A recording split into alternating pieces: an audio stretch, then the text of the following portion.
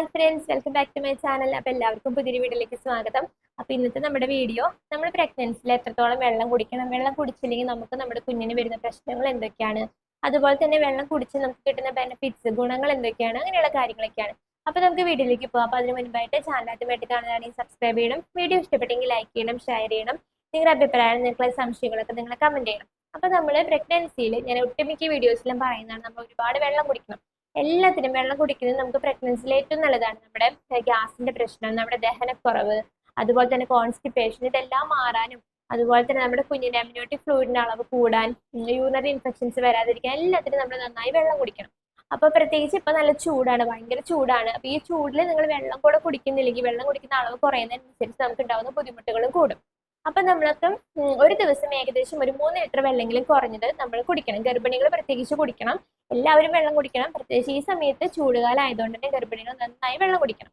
അതുപോലെ തന്നെ നിങ്ങൾ പുറത്ത് പോകുന്നുണ്ടെങ്കിൽ, ജോലിക്ക് പോകുന്നവരാണ് അല്ലെങ്കിൽ പുറത്ത് പോകുന്നവർക്കാണെങ്കിൽ, നിങ്ങൾ പുറത്ത് പോകുമ്പോൾ എപ്പോഴും നിങ്ങളുടെ ബാഗിൽ ഒരു കുട, അതുപോലെ തന്നെ വെള്ളം കുപ്പി, ഇതെല്ലാം വെള്ളമൊക്കെ നിങ്ങൾ കൈ പിടിക്കാനായിട്ട് നോക്കാം. കാരണം നല്ല വെയിലാണ്. ഇപ്പൊ വെയിൽ കൊണ്ട് നമ്മൾ കുറച്ചു നേരം നടക്കുമ്പോഴേക്കും നമുക്ക് വയ്യാണ്ടാവും, നമുക്ക് ഭയങ്കര ഡീഹൈഡ്രേഷൻ ഒക്കെ ഉണ്ടാവും. അതുകൊണ്ട് തന്നെ നിങ്ങൾ കയ്യിൽ എപ്പോഴും ഒരു വെള്ളം കുപ്പി കരുതണം. അതുപോലെ തന്നെ കുട, വെയിലത്തൊക്കെ നടക്കുമ്പോൾ പ്രത്യേകിച്ച് ഗർഭിണികൾ കുടയൊക്കെ പിടിച്ചിട്ട് നടക്കാനായിട്ട് നോക്കാം. അതുപോലെ തന്നെ നമുക്ക് വെള്ളം കുടിക്കുന്നില്ലെങ്കിൽ, നമ്മൾ വെള്ളം കുടിക്കുന്ന അളവ് നന്നായി കുറവാണെങ്കിൽ അതിൻ്റെതായ ബുദ്ധിമുട്ടുകൾ നമുക്ക് ഉണ്ടാവും. അപ്പൊ അതിലൊന്നാമത്തെ കാര്യമാണ് ഡീഹൈഡ്രേഷൻ. നമുക്ക് നിർജ്ജലീകരണം, നമ്മുടെ ബോഡിയിൽ ജലാംശം നന്നായി കുറയും. അതുപോലെ തന്നെ നമ്മുടെ കുഞ്ഞിന്റെ യൂട്രസിലുള്ള അമ്നിയോട്ടിക് ഫ്ലൂയിഡിന്റെ അളവ് കുറയും. നമ്മുടെ അമ്നിയോട്ടിക് ഫ്ലൂയിഡിലാണ് നമ്മുടെ കുഞ്ഞ് കിടക്കുന്നത്. നമ്മുടെ കുഞ്ഞിന് സുഖമായിട്ട് നമ്മുടെ യൂട്രസിൽ കിടക്കാൻ വേണ്ടിയിട്ട് അവിടെ അമ്നിയോട്ടിക് ഫ്ലൂയിഡ് നല്ലപോലെ ആവശ്യമുണ്ട്. അതുകൊണ്ട് തന്നെ നിങ്ങൾ നന്നായി വെള്ളം കുടിച്ചാൽ മാത്രമേ നമുക്ക് ഈ അമ്നിയോട്ടിക് ഫ്ലൂയിഡിന്റെ അളവ് കൂട്ടാനായിട്ട് പറ്റുള്ളൂ. അതുകൊണ്ട് തന്നെ നമ്മുടെ അമ്നിയോട്ടിക് ഫ്ലൂയിഡിന്റെ വെള്ളം കുടിക്കുന്നില്ലെങ്കിൽ അമ്നിയോട്ടിക് ഫ്ലൂയിഡിന്റെ അളവ് കുറയും.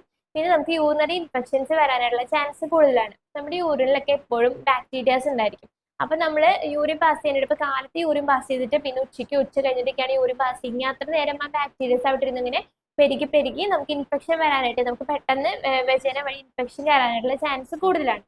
അതുകൊണ്ട് തന്നെ നന്നായി വെള്ളം കുടിക്കുകയും എപ്പോഴും നിങ്ങൾക്ക് എപ്പോഴാണോ യൂറിൻ പാസ് ചെയ്യാൻ തോന്നുന്നത് വെച്ചാൽ അപ്പോഴൊക്കെ യൂറിൻ പാസ് ചെയ്യണം. എപ്പോഴും ഇടയ്ക്കിടയ്ക്ക് യൂറിൻ പാസ് ചെയ്താലും കുഴപ്പമൊന്നുമില്ല. ഇനിയിപ്പോൾ നിങ്ങൾ ഇടയ്ക്കിടയ്ക്ക് യൂറിൻ പാസ് ചെയ്യാൻ പോകുന്നത് എന്തെങ്കിലും പ്രശ്നമാണോ, എപ്പോഴും ബാത്റൂമിൽ പോകാൻ ബുദ്ധിമുട്ടാണ്, അതുകൊണ്ട് വെള്ളം കുടിക്കുന്നില്ല, അതുപോലെ യൂറിൻ പിടിച്ചിരിക്കുക, നമ്മൾ മൂത്രം ഒഴിക്കാൻ തോന്നിയിട്ട് ഒഴിക്കാതെ യൂറിൻ പിടിച്ചിരിക്കുന്നതൊക്കെ നമുക്ക് യൂറിനറി ഇൻഫെക്ഷൻസ് വരാനും, നമ്മുടെ കിഡ്നിക്ക് വരെ എന്താ പറയുക, നമ്മുടെ കിഡ്നിയുടെ പ്രവർത്തനം നിൽക്കാൻ വരെ നമുക്ക് ഡയാലിസിസ് ഒക്കെ ചെയ്യേണ്ട ഒരു അവസ്ഥയിലേക്കൊക്കെ വരും നമ്മൾ വെള്ളം കുടിക്കുന്നത് നന്നായി കുറഞ്ഞിട്ടുണ്ടെങ്കിൽ.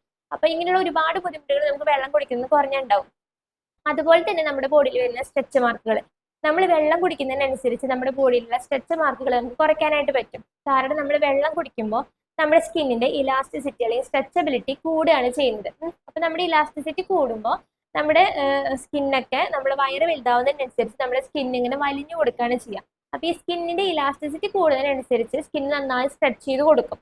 അപ്പൊ നമുക്ക് അത് കഴിഞ്ഞ് ഡെലിവറി കഴിഞ്ഞ് നമ്മുടെ വയറൊക്കെ നോർമൽ ആവുമ്പോൾ എന്താ പറയാ, നമ്മുടെ ഈ സ്ട്രെച്ച് മാർക്കുകളൊക്കെ കുറയും. കാരണം നമ്മുടെ സ്കിൻ ഒരുപാട് വലിഞ്ഞു കൊടുത്തോണ്ട് തന്നെ നമുക്ക് ഈ സ്ട്രെച്ച് മാർക്കുകളൊക്കെ കുറവായിരിക്കും. അല്ലാതെ നമ്മുടെ സ്കിന്നിന് ഇലാസ്റ്റിസിറ്റി ഭയങ്കര കുറവാണ്, നമ്മുടെ സ്കിന്ന് വലിയാൻ ബുദ്ധിമുട്ടാണെങ്കിൽ ഇങ്ങനെ വലിയും. അങ്ങനെ വലിയുമ്പോഴാണ് ഇങ്ങനെ ഭയങ്കര സ്ട്രെച്ച് മാർക്കുകളൊക്കെ നമുക്ക് വരുന്നത്. അപ്പൊ ഇതൊക്കെ കുറയ്ക്കാൻ നമ്മൾ ഈ പ്രഗ്നൻസിയിൽ ഉണ്ടാവുന്ന വയറിൽ, നമ്മുടെ കാലിലും എല്ലായിടത്തും വരുന്ന സ്ട്രെച്ച് മാർക്കുകളൊക്കെ കുറയ്ക്കാൻ വേണ്ടിയിട്ട് നന്നായി വെള്ളം കുടിക്കുന്നത് നമ്മളെ ഹെൽപ്പ് ചെയ്യും. അപ്പൊ ഇങ്ങനെ ഒരുപാട് ബുദ്ധിമുട്ടുകൾ നമ്മൾ വെള്ളം കുടിക്കുന്നത് കുറയുമ്പോൾ നമുക്ക് ഉണ്ടാവും. അതുപോലെ തന്നെ നമുക്ക് നമ്മുടെ കോൺസ്റ്റിപ്പേഷൻ, പ്രഗ്നൻസിയുടെ കോൺസ്റ്റിപ്പേഷൻ, അതുപോലെ ഗ്യാസിന്റെ പ്രശ്നം, ദഹനക്കുറവ്, ഇതെല്ലാം പരിഹരിക്കാനായിട്ട് നമ്മൾ ഈ വെള്ളം കുടിക്കുന്നതുകൊണ്ട് നമുക്ക് പറ്റും. അപ്പൊ നിങ്ങൾ എത്രത്തോളം വെള്ളം കുടിക്കുന്ന അത്രയ്ക്ക് നമുക്ക് ഇതൊക്കെ നമ്മുടെ ഓരോ ബുദ്ധിമുട്ടുകൾ കുറയ്ക്കാനും, അതുപോലെ തന്നെ നമ്മുടെ സ്കിന്നിന്റെ ഹെൽത്തിന്, സ്കിന്നിന്റെ ഗ്ലോ അത് കളയാതെ ഇങ്ങനെ മെയിൻറ്റെയിൻ ചെയ്ത് കൊണ്ടുപോകാനൊക്കെ നമ്മൾ വെള്ളം കുടിക്കുന്ന ഒരുപാട് ഹെൽപ്പ് ചെയ്യും. നമ്മൾ വെള്ളം കുടിക്കുന്നത് കുറഞ്ഞ് നമ്മുടെ സ്കിൻ ഭയങ്കര ഡ്രൈ ആവാനും, അങ്ങനെയുള്ള സ്കിന്നിന്റെ ഗ്ലോ കുറയാനൊക്കെ നമ്മൾ ഈ വെള്ളം കുറവ് കുടിച്ചു കഴിഞ്ഞാൽ അങ്ങനെയൊക്കെ ഉണ്ടാവും. അതുപോലെ തന്നെ പ്രഗ്നൻസിയിൽ നമ്മുടെ ബോഡിയിലെ ബ്ലഡ്, നമ്മുടെ കുഞ്ഞിന് നമുക്ക് ആവശ്യമായിട്ടുള്ള ബ്ലഡ് വേണം, നമുക്ക് അനീമിയ വരാനൊക്കെ ചാൻസ് കൂടുതലാണ്. അതുകൊണ്ട് നിങ്ങൾ നന്നായി വെള്ളം കുടിച്ച് നമ്മുടെ ബ്ലഡിന്റെ അളവ് മെയിൻറ്റെയിൻ ചെയ്യാനൊക്കെ നമ്മൾ ഈ വെള്ളം കുടിക്കും. നമ്മുടെ BP കൺട്രോൾ ചെയ്യാനും, നമ്മുടെ ഷുഗർ കൺട്രോൾ ചെയ്യാനൊക്കെ നമ്മൾ ഈ വെള്ളം കുടിക്കുന്നത് ഹെൽപ്പ് ചെയ്യും. അപ്പൊ നിങ്ങൾ എന്തായാലും പ്രഗ്നൻസിയിൽ, നിങ്ങൾ പ്രഗ്നന്റ് ആണെങ്കിൽ ഫസ്റ്റ് മന്ത് മുതൽ ലാസ്റ്റ് നമ്മുടെ ഡെലിവറി വരെ നിങ്ങൾ നന്നായി വെള്ളം കുടിക്കണം. അതുപോലെ തന്നെയാണ് ഡെലിവറി കഴിഞ്ഞിട്ടും. ഡെലിവറി കഴിഞ്ഞാൽ നമുക്ക് നന്നായി വെള്ളം കുടിക്കണം. ഞാൻ ചിലരൊക്കെ പറയുന്നത് കേട്ടിട്ടുണ്ട്, നമ്മൾ വെള്ളം കുടിക്കാൻ പാടില്ല, എന്നോ മരുന്ന് കഴിക്കുമ്പോൾ വെള്ളം കുടിക്കാൻ പാടില്ല, അല്ലെങ്കിൽ ഡെലിവറി കഴിഞ്ഞാൽ കുറച്ച് ദിവസം വെള്ളം കുടിക്കാൻ പാടില്ല എന്നൊക്കെ കേട്ടിട്ടുണ്ട്. എന്തുകൊണ്ട് അവരങ്ങനെ പറയുന്നത് എനിക്കറിയില്ല. അപ്പൊ അങ്ങനെ നിങ്ങൾ ആരെങ്കിലും, നിങ്ങളുടെ വീട്ടിലുള്ള ആരെങ്കിലും, മുതിർന്നവർ, വയസ്സായവരൊക്കെ ആരെങ്കിലും നമ്മൾ ഡെലിവറി കഴിഞ്ഞിട്ട് വെള്ളം കുടിക്കരുത്, വെള്ളം കുടിക്കാൻ പാടില്ല എന്നൊക്കെ പറയുകയാണെങ്കിൽ ഞാൻ കേട്ടിട്ടുള്ളത് എന്താ പറയാ, നമ്മുടെ മരുന്നുകൾ, നമ്മൾ ഡെലിവറി കഴിഞ്ഞിട്ടുള്ള നമ്മളെ പ്രസവ ശുശ്രൂഷ നടത്തുമ്പോഴുള്ള മരുന്നുകൾ കഴിക്കുമ്പോൾ നമ്മൾ വെള്ളം കുടിക്കാൻ പാടില്ലെന്ന് കേട്ടിട്ടുണ്ട്. അപ്പൊ അങ്ങനെ പറയുന്നവരടുത്ത് നിങ്ങൾ പറയണം വെള്ളം കുടിക്കണം. അതൊക്കെ എന്തിനാ അവരങ്ങനെ പറയുന്നത് എനിക്കറിയില്ല. അപ്പൊ അങ്ങനെ വെള്ളം നമ്മൾ കുടിക്കാതിരിക്കാൻ പാടില്ല. വെള്ളം കുടിക്കണം എന്ന് നിങ്ങൾ വെള്ളം കുടിക്കുക തന്നെ വേണം. കാരണം നമ്മുടെ വെള്ളം കുടിക്കുന്നതിനനുസരിച്ച് നമ്മുടെ മുറിവ് പെട്ടെന്ന് ഉണങ്ങാനും, അതുപോലെ തന്നെ നമുക്ക് ഡെലിവറി കഴിയുമ്പോൾ നമുക്കൊരു കോൺസ്റ്റിപ്പേഷൻ ഒക്കെ ഉണ്ടാവും. ചിലർക്ക് ബാത്റൂമിൽ പോകാൻ ഭയങ്കര ബുദ്ധിമുട്ടായിരിക്കും. അപ്പൊ അങ്ങനെയുള്ള കോൺസ്റ്റിപ്പേഷൻ കുറയ്ക്കാനും നമ്മുടെ കുഞ്ഞിന് പാലുണ്ടാവാനും, നമ്മൾ കുഞ്ഞിന് പാല് കൊടുക്കണമെങ്കിൽ നമ്മൾ നന്നായി വെള്ളം കുടിക്കണം. നമ്മുടെ ബോഡിയിൽ നമ്മൾ വെള്ളം ഒന്നും കുടിക്കില്ലെങ്കിൽ കുഞ്ഞ് നമ്മുടെ അടുത്ത് പാല് കുടിച്ചുകൊണ്ടിരിക്കും, നമുക്ക് ഡീഹൈഡ്രേഷൻ ഉണ്ടാവും. കാരണം നമ്മുടെ ബോഡിയിലെ വെള്ളം മുഴുവൻ കുഞ്ഞ് ഊറ്റി എടുത്തുകൊണ്ടിരിക്കുകയാണ്. അപ്പൊ നമുക്ക് നന്നായി വെള്ളം കുടിച്ചാൽ മാത്രമേ നമുക്ക് കുഞ്ഞിന് പാല് കൊടുക്കാനൊക്കെ പറ്റുള്ളൂ. അപ്പൊ നിങ്ങൾ എല്ലാവരും നന്നായി വെള്ളം കുടിക്കണം. ഡെലിവറി കഴിഞ്ഞാൽ നന്നായി വെള്ളം കുടിക്കണം. എപ്പോഴും നിങ്ങളുടെ അടുത്തൊരു വെള്ളം കുപ്പി വെക്കുക. കഴിയുമ്പോൾ അത് ഫില്ല് ചെയ്ത് നിങ്ങൾ വെള്ളം കുടിച്ചുകൊണ്ടിരിക്കണം. യൂറിൻ പാസ് ചെയ്യാനായിട്ട് പോവുക. അപ്പൊ അതുപോലെ തന്നെ നമുക്ക് നമ്മുടെ കോൺസ്റ്റിപ്പേഷൻ കുറയ്ക്കാനൊക്കെ പറ്റും. അപ്പൊ നിങ്ങൾ വീട്ടിലൊരു പറയുന്നത് കേട്ട് വെള്ളം കുടിക്കാതിരുന്നു കഴിഞ്ഞാൽ അതിന് ബുദ്ധിമുട്ട് നമുക്ക് തന്നെയാണ് ഉണ്ടാവുക. നിങ്ങൾക്ക് നിങ്ങളുടെ കുഞ്ഞിനാണ് അതിന് ബുദ്ധിമുട്ട് വരിക. അപ്പൊ നിങ്ങൾ ആരും അത് കേട്ട് വെള്ളം കുടിക്കാതിരിക്കരുത്.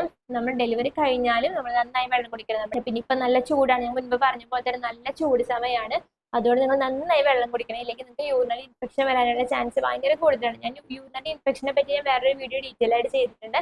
അപ്പൊ അത് ആവശ്യമുള്ളവർ അത് പോയി കാണാം. അതിന്റെ ലിങ്ക് ഞാനവിടെ ഡിസ്ക്രിപ്ഷൻ ബോക്സിൽ കൊടുക്കാം. അപ്പോൾ ഇതാണ് ഇന്നത്തെ വീഡിയോ. അപ്പൊ നിങ്ങൾ എല്ലാവരും നന്നായി വെള്ളം കുടിക്കുക. 3 ലിറ്റർ വെള്ളമെങ്കിലും നിങ്ങൾ കുറഞ്ഞത് കുടിക്കാം. കൂടുതൽ കുടിക്കാൻ പറ്റുന്നവർ മാക്സിമം എത്ര കുടിക്കാൻ പറ്റും അത്രയും വെള്ളം നിങ്ങൾ കുടിക്കാം. അപ്പൊ എല്ലാവരും സേഫ് ആയിട്ട് സന്തോഷമായിട്ടിരിക്കുക. പുറത്തൊക്കെ ഇറങ്ങുന്നവരാണെങ്കിൽ കുടയൊക്കെ ഉപയോഗിക്കാനായിട്ട് നോക്കാം.